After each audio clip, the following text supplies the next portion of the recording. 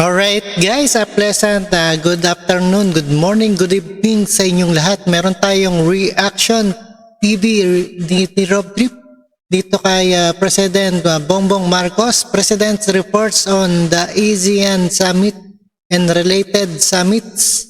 Ayan ni Bongbong Marcos, at panorin po natin our participant in the 2023 ASEAN Summit was successful in ensuring the continuity of process towards a people-oriented, people-centered, exclusive and rules-based on ASEAN Community. At panoorin po natin ng ating si President Bongbong Marcos. And don't forget to subscribe, Rob Trip. Baka di pa kayo nakaka-subscribe. At libre yan. Please click the hit notification bell also. And without further ado, let's watch, guys. Good evening, ladies and gentlemen, fellow workers in government and members of the press. The 43rd ASEAN Summit and related summits demonstrated that countries around the region are committed to regional cooperation and multilateralism, but remain challenged in promoting peace, security, stability, and prosperity in the region. I was able to participate in 12 leaders-level meetings, including with Australia, Canada, China, India, Japan, the Republic of Korea, and the United States, and the United Nations. In these meetings, I promoted and highlighted key interests of ASEAN, such as food and energy security, migrant workers protection, climate change, and digital transformation, issues that are of strategic importance to the Philippines. Fellow ASEAN member states and some external partners highlighted the importance of a rules-based international order.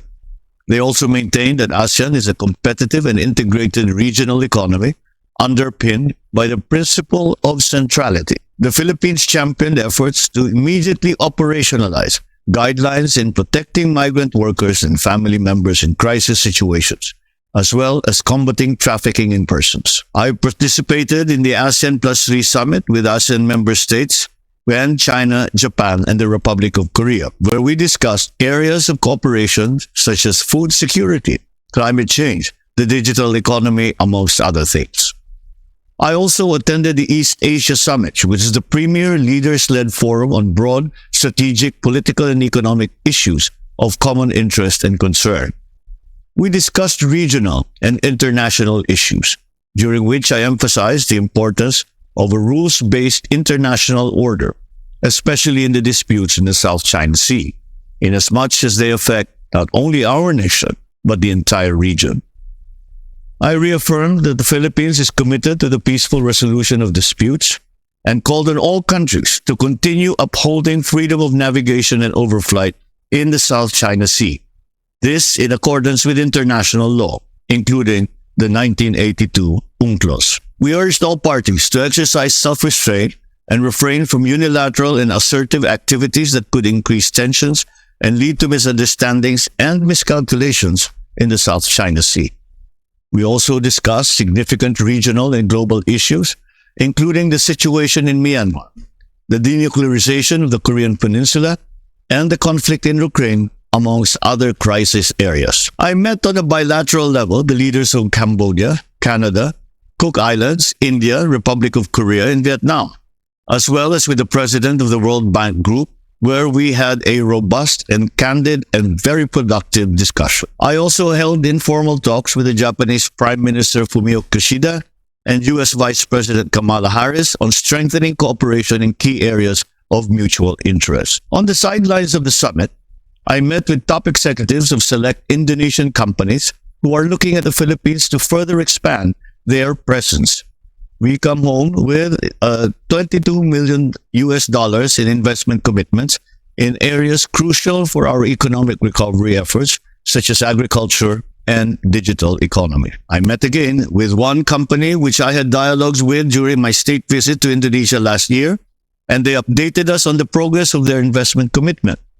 This is a clear testament that together we can make it happen in the Philippines. I also witnessed the signing of the Philippines-Republic of Korea Free Trade Agreement, which clearly demonstrates the shared commitment of both countries to their mutual economic growth and development. The FTA will strengthen our bilateral trade and investment relations with the Republic of Korea, especially as it generates jobs and contributes to the Philippines' value proposition as an ideal regional hub for smart and sustainable investments. The signing of the FTA is a testament to the realization of the many opportunities for complementation and collaboration between the Philippines and South Korea, and an even greater milestone for our economic friendship.